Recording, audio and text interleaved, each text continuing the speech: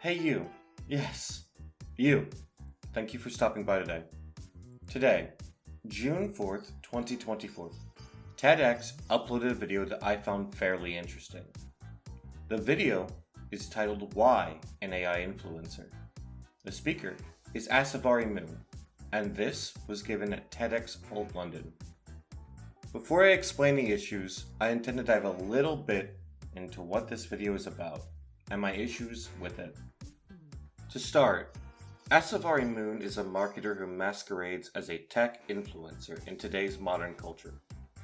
A culture vulture of the lowest caliber, as you will. She often describes herself as a female marketer. In fact, she's the founder and CEO of Future Female Marketers. She needs to market herself as a female in order to make herself seem different or unique in the space that she's in. Before we even begin her discussion about TED Talks, I thought it would be really important to specify that this isn't a video to inspire you. It isn't a video to make you interested. It's a video to market the idea of a fake influencer to the world at large. Think about the days of our childhood. Do you remember those days when our hearts were filled with excitement, ambition, eagerness to grow up, and dreams? Now, I also want you to remember the question that people would ask you. What do you want to be when you grow up? Opening with an emotionally based dialogue asking for nostalgia, Asavari attempts to get the audience to listen to her explain how saying what you want to be when you grew up is a shared experience among many of the people out there. Asavari wanted to become an engineer, according to herself, and became one. But, again, she is a marketer first. Well, for most of us, our answers were set. Some of us wanted to traverse the space as an astronaut, while some wanted to be doctors. There were also others who wanted to fly in the sky as pilots, while some wanted to be teachers. There were also a few who wanted to be actors, magicians, but also lawyers and bankers. For me, I wanted to be an engineer because I loved computers, and I did end up becoming one. While trying to seem cool to a child and said child's friends, all while expressing how she herself enjoys old outdated things. An attempt to relate to the old and the young, to be hip and cool with the Gen Alpha kids. How do you do, fellow kids? What? She finds it strange when these children don't want to be in careers, like being a doctor, an astronaut, computer engineers, etc. But instead they want to be influencers. What she was exposed to as a child were superstars being these fascinating careers that she was exposed to every day. She's surprised that the thing that children were exposed to every day, that were seen as superstars in their eyes, was what they wanted to be when they grew up. These kids are partially raised by influencers, an ignored generation of children who were given iPads and told to surf the net. Mommy let you use her iPad. You were barely two. So she shouldn't be surprised that these children want to become influencers. Kids will always mimic whatever they see. And if older people hate it so much, maybe you shouldn't have given your kid a fucking iPad. Food for thought. In my mind, it's better to accept that they'll probably grow out of it. Maybe not. Hopefully they do. Rather than judging a 6-year-old on their dreams. Remember, when you were a kid, you might have wanted to be the president, or a police officer, or something super impossible, like a respectable Pokemon editor. I went to the birthday party of my little nephew. Now, let me tell you a little bit about my nephew. He is a typical Gen Alpha, a generation that grew up with mobile phones, iPads, tablets, video games. He wouldn't even know what a CD or a cassette is, even if it hit him in the face. I know, times have changed. Think about yellow pages or calculators. He doesn't know. I was having an absolutely fabulous time meeting his other little friends, talking about video games, and also learning a little bit of Gen Z language, because why not? While I was mingling with these young minds, I kept wondering, what dreams are there in their little hearts? I got curious. So with a curious mind, I asked them the same age-old question: what do you want to be when you grow up? And boy, oh boy, their responses amazed me. Gone are the days when people wanted to be doctors or wanted to be engineers or, the pursuit of traditional professions. Most of them wanted to be, wait for it, influencers. Asavari then goes through a bunch of AI influencers. Because where you or I might think about how difficult it might be to be a YouTuber or a content creator, or how this is just like when everyone wanted to be a rapper about 2 decades ago, Asavari thinks, how can I replace humans in this space that these children I tried to connect with want to eventually get into? I'm not sure it's ever dawned on Asavari that that's what she's doing.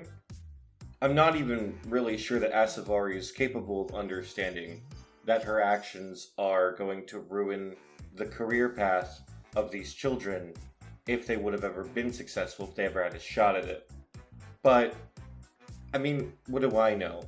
She just wants to crush dreams for the sake of marketing. And when it comes to marketing, I cannot help but agree with what Bill Hicks has to say about marketers. By the way, if anyone here is in advertising or marketing, kill yourself. Meet Michaela. Michaela is a 19-year-old influencer. She's half Brazilian, half American. She lives in LA. She loves music. She's also a TikTok star. And she has worked with some of the best brands in the world: Prada, Calvin Klein, Samsung. She also is one of the top 25 most influential people on the internet as per Times magazine. You know how much she charges for her one post? She charges $8,500 for one single post. That's 10x of most of the professions we've heard of. And she's not alone. Meet Aitana. Aitana is 25 years old. She's from Spain. She's known for her strikingly beautiful pink hair. She loves to travel. She is into fashion. She's also supporting a lot of social causes. She also loves traveling. And you might think you've spoken about 2 female Instagrammers. Where are the male? Where are the male? Well, we have male rock stars as well. We have someone called as Liam. Liam is 20 years old. He has a Japanese mother and an American father. He lives in LA, loves to travel again, loves skincare, which is very diverse and exclusive. And then there's also Nock Frost. Nock Frost is 20 years old. He's from Atlanta. He has over 1 million followers. He's also in this age where most men like him are trying to fit in. So through his content, he talks about that and builds relationship with his audience. How much does he charge for a post? £5,000. Now, there's a twist, and I want you to get prepared for it. The twist is, Nox is not real. That's right. Liam is not real. Aitana is not real. Michaela is not real. They are virtual influencers. Asavari then goes on to explain the story behind Aitana and how a person wanted to work with influencers, but also how they didn't have nearly enough control over said influencers. This leads Asavari to really hit the nail on the head, as much as possible, that influencers need to be controllable for corporate interests. Why are virtual creators generated? Because we do have real influencers and real life people. Well, the history dates back into the roots of when we used to have digital avatars or mascots, which have been part of our entertainment industry for decades. But digital virtual influencer was created in 2016. She was the first more popular virtual influencer called Michaela, and she was created in 2016, but she became popular in 2019. The reason she was created was just to test the potential opportunities of augmented reality and physical internet space. However, Aitana was created quite recently, and she was created in Spain by a person called Ruben Cruz, who wasn't having the best time with his agency. He was not earning more clients, a lot of his income was stagnant, so he started to deep dive and see what is the problem with this project. he realized most of his projects were either on hold or were closed because of issues beyond his control, mostly related to influencers he was working with. Their time, their location, their availability, their brand values, the competition they were working with. So he decided to create his own virtual influencer, aka Aitena. Now do you see the AI in her name?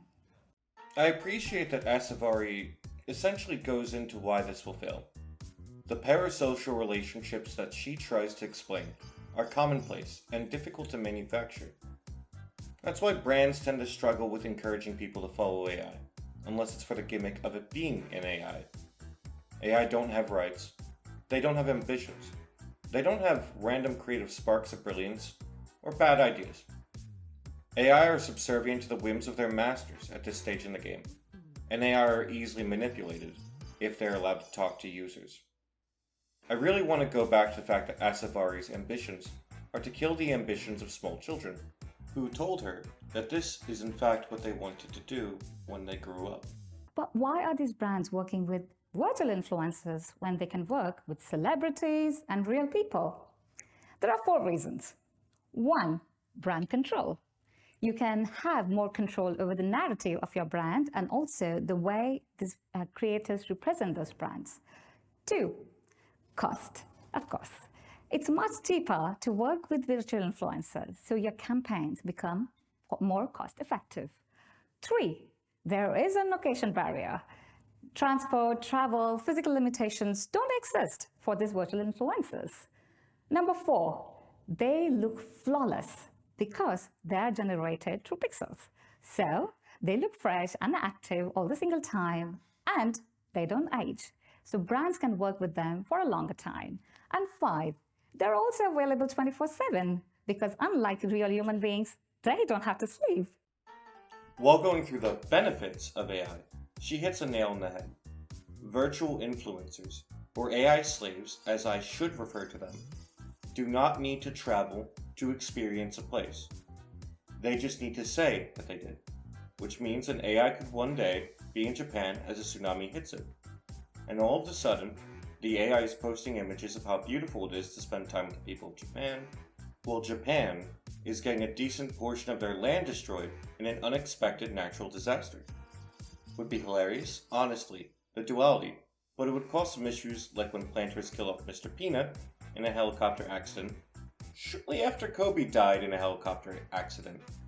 And this is where my main question on ethicalness comes in. So I have 2 questions. One is, I did mention that these virtual influencers look flawless.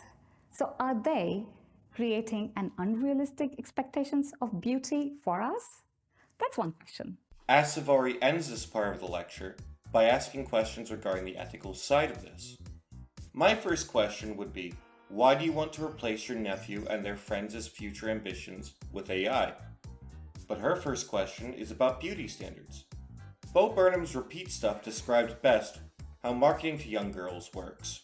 Play music to call little girls beautiful, give them magazines to explain that they aren't, so they require male affection for self-worth. AI will be used in the same way as an effective cudgel to force small children into a vulnerable position. Instead of pop stars and models, you'll have male influencers saying you're beautiful, and perfectly sculpted female bodies showing what you could look like, and what you will feel that you should look like. My second question is, Aitena was created by Ruben, a man, a white man. Similarly, Shudu is another brilliant digital-first AI model created by Wilson, again, a white man. So are they in a position to describe the best way to represent them? My second question would be, is this a form of slavery if we are convincing the public that what they see is real and convincing the AI to see more real? Would this make younger people feel like they would be forced into a form of slavery? Because AI cannot say no, and they will always consent? Asavari's second question is it wrong for white men to create darker-skinned AIs that are women? And this is where my call for today is. If we want to create a world that represents all of us in a true sense, then we need to get more diverse people seat at the table. We need to spread awareness as well as build digital skill gaps so that people are able to create a more relatable and reliable world that truly represents them, even when it comes to virtual influencers. The answer she gives isn't a comfortable one for her questions.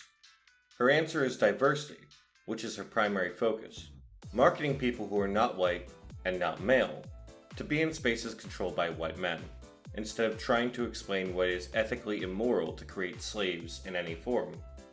She then utilizes a few good deeds to explain why AI influencers are super important and why they will continue to grow and why that's good for business. Now, I'm not going to show more of the video than I already have, but I want to explain the issues that I have with all this. So let's start off with the obvious parts.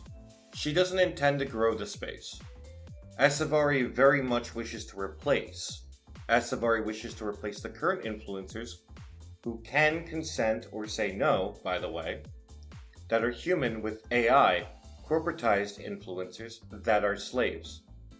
As Savari wishes to replace her nephew's friend group's dreams of becoming influencers by making AI influencers take over the entire career, so there'll be little to no room for more people, actual people, in the space.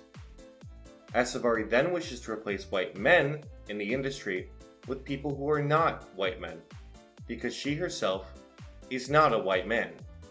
When I said she's a marketer first, when I said that we'll be coming back to her future female marketers, I meant everything I said. When I specifically said that she doesn't intend to grow the space, I meant everything I said. And when I said she intends to replace, I meant every single word of that too.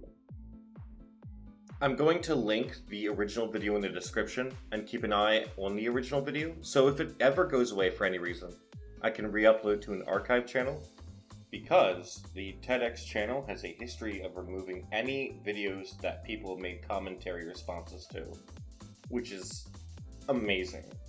Thank you to everyone who stuck around for the entire thing. I know this might have been a little bit boring. It was a test video to see if I could make a video in 6 hours, complete from scratch without even seeing the original video to start.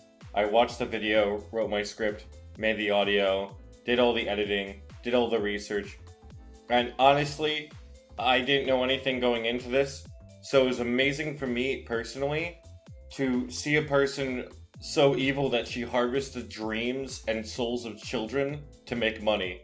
I've never seen someone so evil and heartless that they look at a child's dreams and say, let's kill those. Let's just replace all of the influencers with these virtualized ones. Let's just completely ruin the entire industry, just for shits and giggles. Because children love it, so therefore we must monetize this. The dreams of children must be made into money for the wealthy.